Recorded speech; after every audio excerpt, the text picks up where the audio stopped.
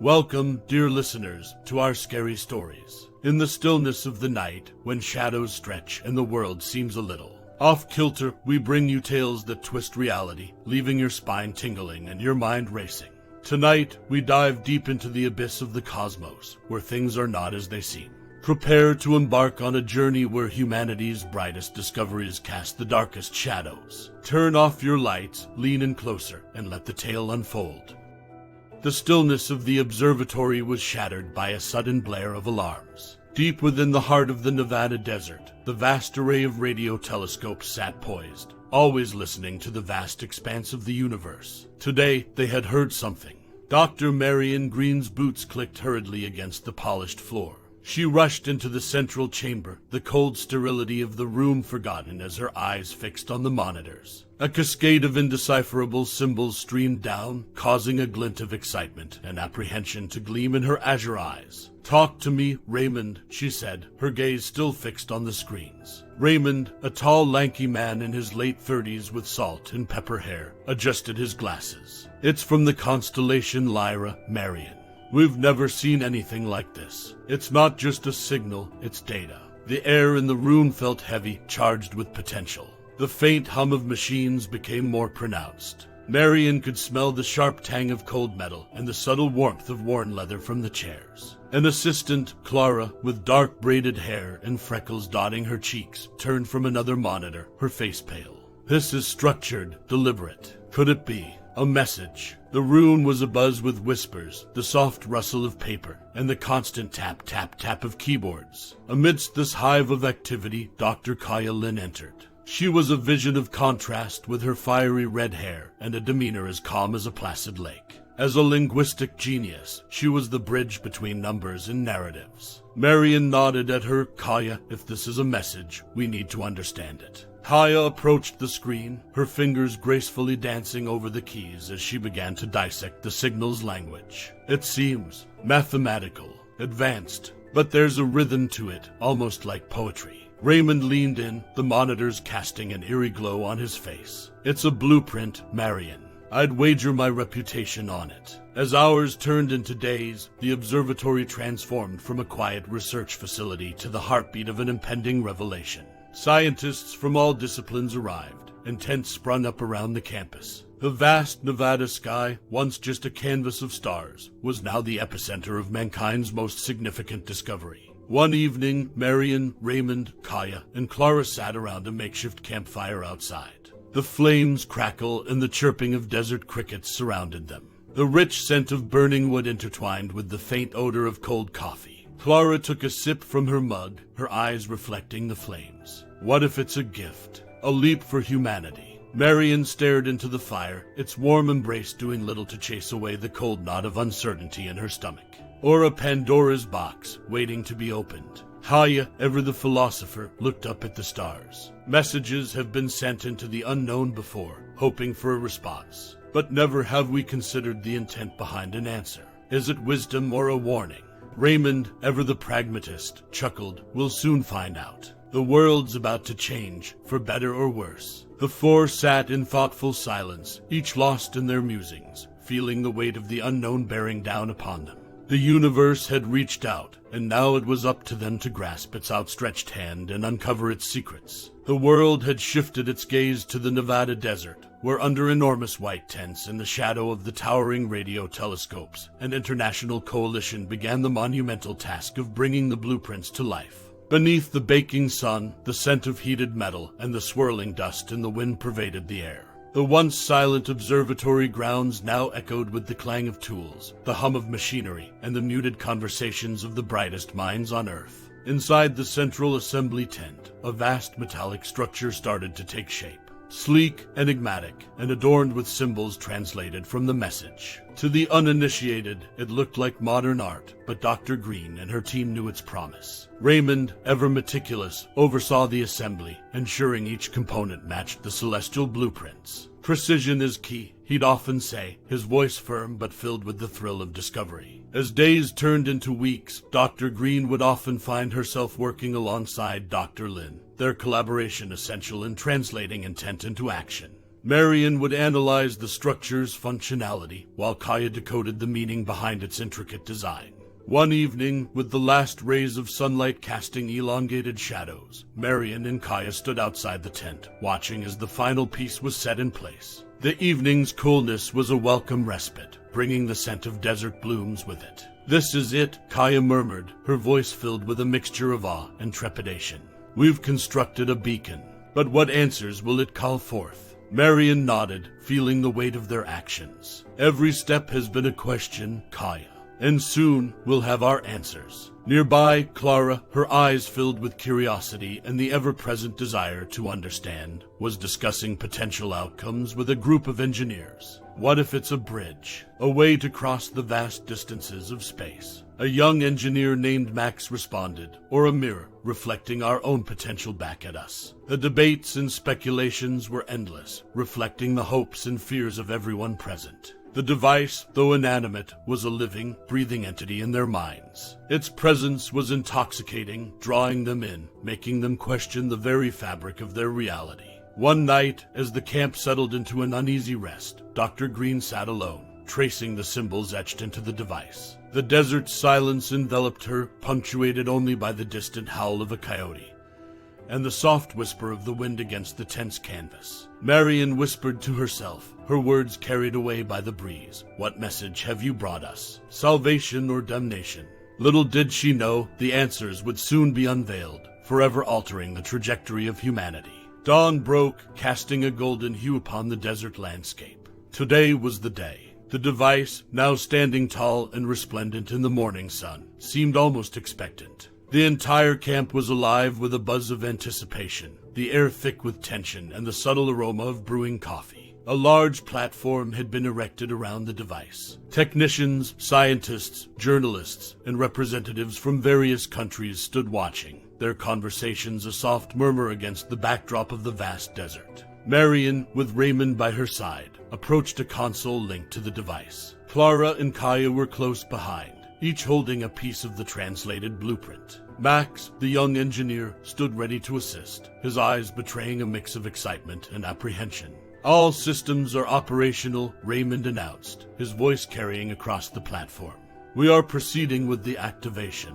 Marion placed her hand on the console's cold, smooth surface. She felt its subtle vibrations, a faint heartbeat waiting to be awakened. "Let's hope our translations were accurate," she whispered, almost to herself. Kaya nodded, her red hair glinting in the sunlight. "Every symbol, every nuance. We've done our best." With a deep breath, Marion initiated the sequence. The device hummed to life, its once inert form now pulsating with an inner glow. The symbols etched onto its surface began to illuminate, casting an eerie dance of shadows and light around the platform. Clara's voice was filled with wonder. "It's resonating. The frequencies are aligning with our planet's magnetic field." Max adjusted a few settings, his fingers dancing over the console. "Energy levels are rising. It's stabilizing. Whatever it's meant to do, it's starting." Suddenly, the ground trembled. A low, resonating hum enveloped the area, causing the very air to shimmer. Those gathered could feel the vibrations in their bones, a deep rhythmic pulse that matched the beat of their own hearts. A brilliant beam of light erupted from the device, piercing the azure sky. It seemed to call out to the cosmos, a beacon announcing Earth's achievements and aspirations. As quickly as it had begun, the light dimmed, and the device fell silent. But the aftermath of its activation was immediately apparent. In the distance, beyond the platform, the first signs of the plague emerged. People began to change. Their skin took on strange hues, their features distorted. Eyes, once familiar, now glowed with an otherworldly luminescence. Grotesque transformations unfolded as humanity began its metamorphosis into something alien. Kaya, her voice shaking, spoke the dawning realization. This wasn't a gift. It was a transmission of change, a cosmic contagion. Clara, gripping the blueprint, added, or maybe a warning. A representation of what happens when one tinkers with the unknown. Marion, staring at the unfolding horror, felt a cold dread. We've opened a door we cannot close. Our desire for understanding has brought forth a nightmare. The realization was clear. The message from deep space wasn't just a blueprint. It was the harbinger of a new era for humanity, one that would challenge their very essence and existence. As the transformations spread like wildfire, the once harmonious camp became a scene of chaos and despair. People were torn between the instinct to help those changing and the primal urge to flee. Kaya, watching as a colleague underwent the horrifying metamorphosis, shouted above the noise, "We need to quarantine the area." The effect seemed to be spreading outward from the device. Max, using his engineering skills, quickly began configuring barriers. "We need to contain this, and fast." His voice quivered, betraying his fear, but determination shone in his eyes. Outside the camp's immediate confines, the world watched in shock and horror. News broadcasts showed drone footage of the quarantine area, capturing the agonizing transformations of those within. The once peaceful Nevada desert had become ground zero for an unprecedented event. At the World Health Organization, an emergency council convened. Dr. Patel, a leading epidemiologist, addressed the assembly. "While we don't fully understand the mechanism, it's clear this is not a traditional biological contagion. It seems to be more ethereal, altering not just the body, but the very essence of a person." Governments worldwide issued advisories, urging citizens to stay indoors and avoid contact with anyone showing signs of transformation. Cities became ghost towns, with only the eerie glow of screens illuminating homes as people watched the unfolding crisis. Back at the camp, Marion and Raymond worked tirelessly, trying to reverse engineer the device. "There has to be a way to counteract its effects," Marion muttered, her fingers flying over the console. Raymond, deep in thought, responded, "We need to consider the message again.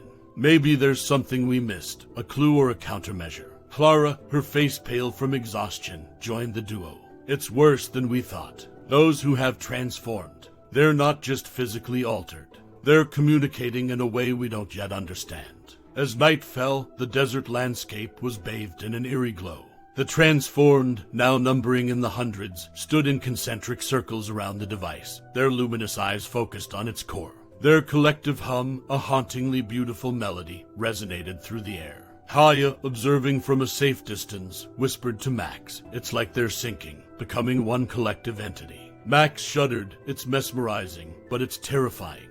What if we're next?" With each passing hour, the circle of transformed grew, their unified hum growing louder, drowning out the sounds of machinery, the winds, and the fearful whispers of those yet untouched by the cosmic plague. As the first rays of dawn crept over the horizon, a chilling realization dawned on Marion.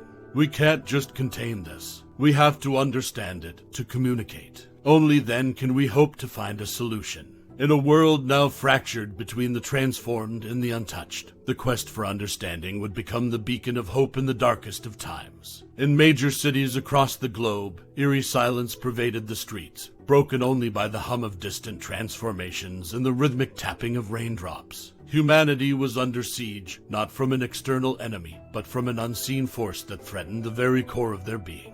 Within the Nevada camp, Marion and her team were working relentlessly. The makeshift lab was a hive of activity, with screens displaying data, charts, and satellite imagery of the spreading phenomenon. Raymond, his face gaunt from lack of sleep, approached Marion with a tablet in hand. "We've managed to decipher more from the original transmission. There are frequency patterns here, wavelengths that seem to correlate with the humming of the transformed." Marion's eyes widened in realization. "So, you're suggesting that if we can tap into this frequency, we might be able to communicate with them?" Raymond nodded. "It's our best shot." Kaya and Clara were already deep into constructing a mechanism that would allow them to tap into the frequency. Using modified satellite dishes and a series of amplifiers, they aimed to establish a two-way communication bridge. Max, inspired by their efforts, began creating a visual representation of the frequency patterns. If sound doesn't work, maybe visuals will. Patterns, lights, anything that might create a bridge. Hours turned into days. The team's efforts bore fruit when, during a test run, they received a faint response. A series of harmonious notes, unlike anything heard before, echoed in the lab. The transformed were reaching out. Clara, her voice trembling with excitement, said, "It's like music, an ethereal melody that's both haunting and beautiful." Marion adjusted the controls, attempting to send a response. A series of notes, carefully chosen to mimic the message received. The room held its breath as they awaited a reply. Moments later, a more complex melody filled the lab. It was a message, though not in words, but in feelings, emotions, and memories. Kaya, tears in her eyes, whispered, they're sharing their experiences. Their transformations haven't just altered them physically. They've gained access to a vast cosmic consciousness. As the communication sessions continued, the team began to unravel the mystery. The cosmic plague was not a curse, but a gift. A gift of understanding, unity, and a connection to the vast universe. The transformations were not random, they were selective, choosing those ready for the next evolutionary step. Raymond, deep in thought, voiced the dilemma they now faced. We've been viewing this as a calamity, but what if it's an opportunity? An invitation to join a larger cosmic community. Marion gazed out at the transformed, their luminous forms painting the desert in shades of ethereal light. Then our task isn't to reverse this, but to bridge our worlds, to find harmony between the transformed and those who remain. In the heart of the crisis, a glimmer of hope emerged, a chance to understand, to grow, and to embrace the vastness of the universe. Outside the camp's confines, the world was in tumult. Governments struggled to maintain order, with martial law declared in many regions. Rumors of the transformed's intent ran rampant. Were they a threat? Were they still human? Fear prevailed as the untouched grappled with their rapidly changing reality. Within the camp, a small assembly was gathered, leaders of major nations, eminent scientists, spiritual guides, and influencers. Marion and her team had invited them to witness firsthand the communications they'd established with the transformed. Kaya played the harmonious notes, the musical conversation that had occurred between them and the transformed. It's a language of emotions, experiences, and cosmic memories. Words can't capture it. A spiritual leader from Tibet, Lama Tenzin, spoke softly. It's as if they've tapped into the Akashic records, the cosmic library of all experiences. President Martinez, representing one of the major superpowers, rubbed his temples, trying to comprehend the enormity of the situation. So, what you're saying is, they've evolved, become part of a grander design. Raymond nodded. Exactly. They're still human, just more attuned to the universe. The conversation was interrupted by a sudden vibration emanating from the device. The ground trembled, and the air was filled with a bright luminescence. Everyone shielded their eyes as the transformed gathered closer to the device, their collective hum resonating with the machine's frequency. As the light dimmed, an awe-inspiring scene unfolded before them. Above the device, a portal, shimmering, fluid, and vast, opened. Through it, they glimpsed a cosmos unlike any known to man, nebulae, stars, and galaxies intertwined in a beautiful dance of colors. From the portal, entities descended. Not grotesque or fearsome, but majestic, composed of stardust and light. Their forms constantly shifted, a play of colors and patterns, reminiscent of the aurora borealis. Max whispered, his voice thick with emotion, "They're beautiful. Like nothing I've ever seen." One of the entities approached, its form stabilizing into a humanoid shape. Through the musical, emotional language they had come to understand, it communicated its message. Children of Earth, do not fear. The transformations are an invitation, a bridge to the greater cosmic family. Some of you are ready to join, while others will continue their journey here. The choice remains yours. The message was clear and profound. The cosmic plague was not a curse, but a door. A door to understanding, unity, and the vast realms of the cosmos. Marion stepped forward, her voice steady. "Thank you for this revelation. We need time to understand, to choose, and to bridge our worlds." The entity nodded, its form shimmering with colors. "We will wait. The universe is patient." As the portal slowly closed, leaving the night sky as it once was, the assembly was left in awe. The journey ahead was uncertain, but the path was illuminated with hope, understanding, and the embrace of the unknown. Dawn broke over the Nevada desert, casting golden hues over the camp that had become the epicenter of the world's most profound transformation.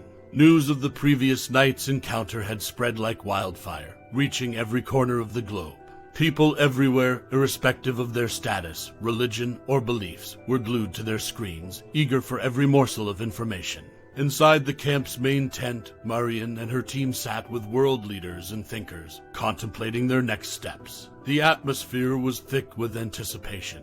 Max, sketching the entity they'd witnessed, mused, "We have a responsibility, not just to those who've transformed, but to all of humanity. How do we convey the enormity of this choice?" Lama Tenzin, his voice a calm amidst the storm of thoughts, replied, "By embracing both paths. Each soul must choose its journey." President Martinez, her demeanor more relaxed than the day before, added, "We must organize a global summit, a platform where every nation, every individual can understand and make their choice." Kaya, tinkering with the communication device, looked up. "We can use this to broadcast the message, relay the experiences, and help people understand." Work began at a frenetic pace. Satellites were aligned, global broadcasters coordinated, and a massive stage set up, accommodating representatives from every nation. As dusk approached, billions tuned in. Marion, chosen as the voice for this momentous occasion, stood at the podium.